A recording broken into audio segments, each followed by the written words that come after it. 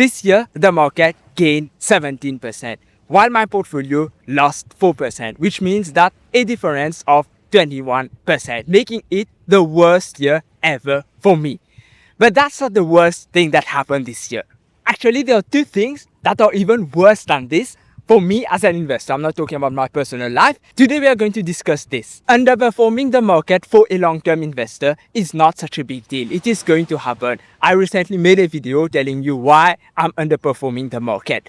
And I told you that if you are going to invest, there are years that, especially if you have a concentrated portfolio like me, there are years some of your stocks are going to go down. This year, for example, WISE is down 25%. It is 25% of my portfolio. It makes sense logically that I'm going to lose around, let's say, 5% of my portfolio just because of this one position. There are others, totally uncorrelated, which went down. It happens. There are going to be good years, bad years relative to the market. What matters is long term, you're doing good and I'm doing good. But there is one metric which I believe is the most important, which has to go up. And that is the intrinsic value of the companies I own. If, let's say, a company's earnings is growing by 20% annually, I would expect that maybe around 20% of the intrinsic value should go up. And over time, I expect the intrinsic value of all my holdings collectively going up. This is how I expect to keep making high returns. For me, it is about the intrinsic value. But what happened in 2025? The intrinsic value of my portfolio was almost flat. And this is the worst. I had to downgrade a few of my holdings. Lululemon is one example. FDJ is another one. FDJ I completely sold. There are things I did not see, mistakes I made. For example, let's talk about Lululemon. Let's say the intrinsic value, and I'm just giving you a number, I believe was $400 a share. And I own 10 shares. So $4,000, the whole intrinsic value of the position. But then I made a mistake. I realized it's not worth 400, only 300. So $1,000, even if nothing happens to the stock price, $1,000 of the total intrinsic value of my portfolio is gone, which I hate. It may not be something real. It doesn't show when you are looking at how much your portfolio is worth.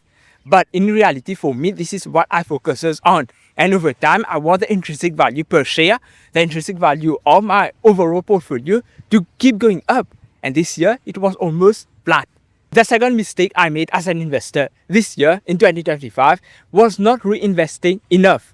In 2024, I deposited a lot of cash in my portfolio to reinvest. In 2025, I did reinvest, but only with the cash I already had. I had to sell a few positions, FDJ, and I invested in others. I remember in March, I was talking about WISE at a conference, and I said that this company was not so undervalued anymore. It is the second largest position in my portfolio, and I'm not buying more because it is not so undervalued. But I got the opportunity in April to buy more. I got the opportunity recently. I'm buying more. Now it is the largest position in my portfolio. So I'm happy the stock price of WISE was going down. But I would be happier if I could invest more. If I could find cash outside of my portfolio to reinvest. This is how you grow. If you are thinking about Warren Buffett, Berkshire Hathaway, how did he grow it to a $1 trillion company? It's because he always had cash coming in from the insurance businesses. That's what many people don't understand. It's not just about him picking the right stocks. It's more about him generating cash flows without any capital expenditures, without any need for interest or anything. It's from the insurance float. He could always reinvest his cash. And I did not do that well enough in 2025. This is something I have to do in 2026. You need to keep looking for investments. This year, I only bought one stock, the local, but you have to keep looking every year, even if it's not the same. You can use your cash to invest in WISE in other holdings that you already own, which I intend to do in 2026. But you need to keep constantly reinvesting your cash that you're working into your investments. Whether you're a full-time investor, you're investing for retirement, it needs constant reinvestment. Speaking of finding investments, I share all my research, all my analyses on my investment community. And you can join this community. I have a special Christmas gift for you for 40% off. Everything on the community, the pro, the premium, everything is down. Even the courses, everything is down by 40%. Use the promo code XMAS. Just use it. It's only for the first 25 people. And if you're not ready to pay, you can also join for free. There are other things that are available for free for everyone. Let's go back to talking about why I'm glad 2025 of these two mistakes. It's because you're going to learn. Like I said, in 2036, I intend to invest more money. And there was a time when maybe a few years ago, I was more unrealistic. That's the best word.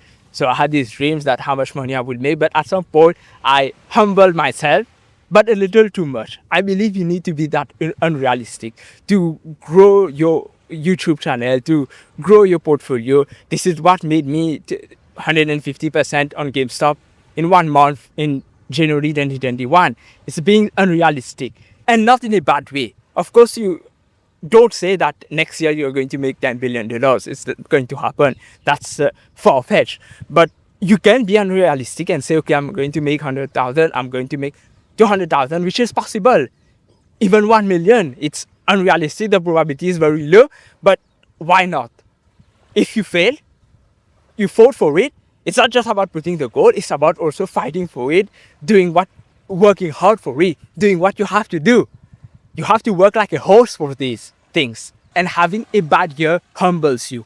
It lets you know, okay, what is not working and what you have to change, what you have to make better. For example, the Super Investors Club, which I used to promote before, I closed it recently. That's why now I promote my investing community.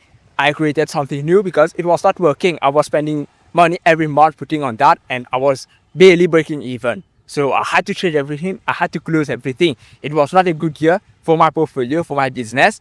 It was not a good year for me as an investor, but I learned things that 20 years from now, I'm sure that looking back at this year, I will say, okay, this was one of the most important years of my life. It's not going to be that straightforward, but this is the way you have to think in investing, in business, in life, in general. So I will recommend you join the community, even if you don't want to buy anything. And if you want more details about why my portfolio is down so much, I will recommend you watch this video next. Have a nice day and goodbye.